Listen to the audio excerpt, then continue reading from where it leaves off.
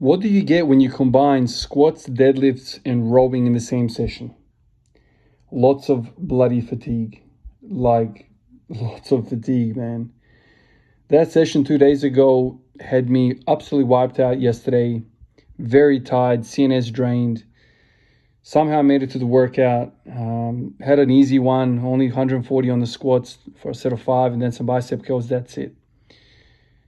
Towards the end of the day, man, I couldn't keep my freaking head up. I was so exhausted. I went to bed. I thought I was going to have a quick lie down, but I was fading away, man. And I just had a lay down at 7 o'clock. Next thing I know, I've completely fallen asleep. So I slept from 7 to 7.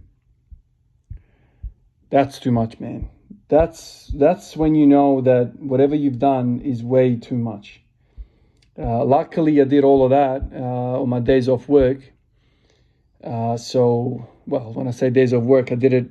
That workout was done after a night shift, so that's not great either. But I've had days off since then to recover, and I've had a freaking hell of a time, man.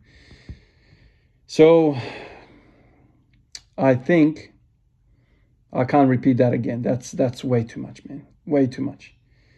That's a set of 6 with squats.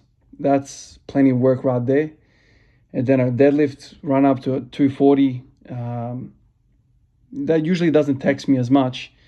But then what really stood out in that session was the rowing. The rowing really wiped me out.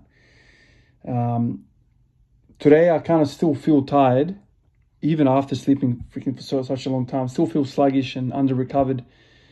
I was kind of tippy-toeing around the squats today, but I reckon I did 140. That kind of felt rather easy. Then I did 160 and I decided to call it there. Maybe tomorrow I'll go back to 180 and try and get another 6 reps, maybe 7 or something. I don't know. I'll see how I go. But the fatigue is long lasting, and it's not so much that the muscles are broken down or whatever. It's probably just the central nervous system that's completely been wasted after doing all that work. So, when you get feedback like that from your body, you know that you've done too much. And, you can say to yourself, oh, that was a great session. This is how you're supposed to train, whatever.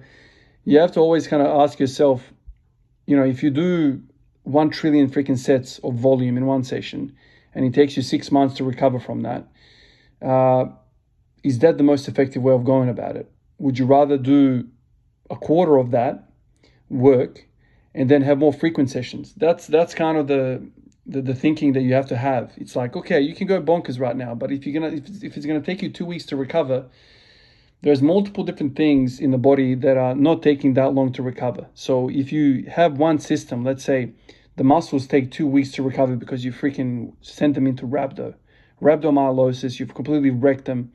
The central nervous system, the nerves and whatever, and the skill acquisition part of the body movement, that's ready to go again in 3 days' time, right? Like, you're going to be fresh.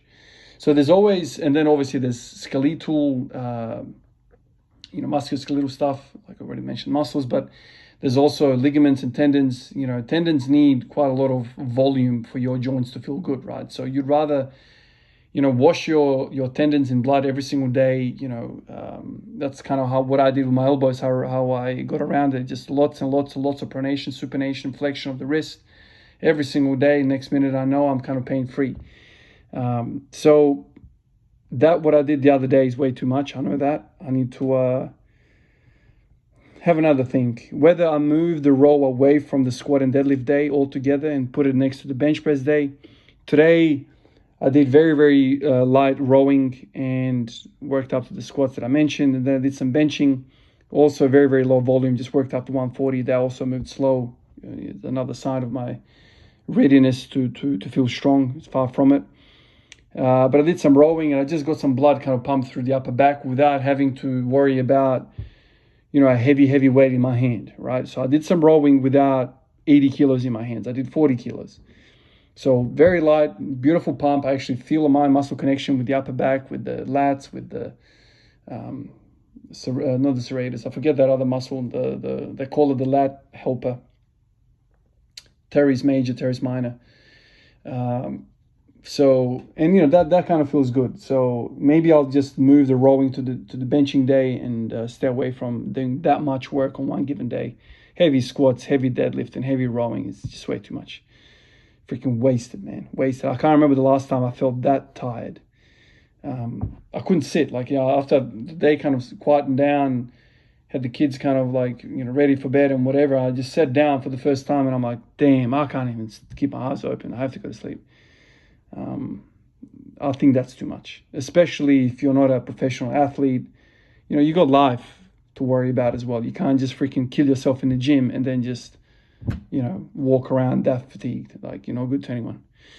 Anyway, guys, appreciate you like always, and I'll catch you in the next one. Peace out.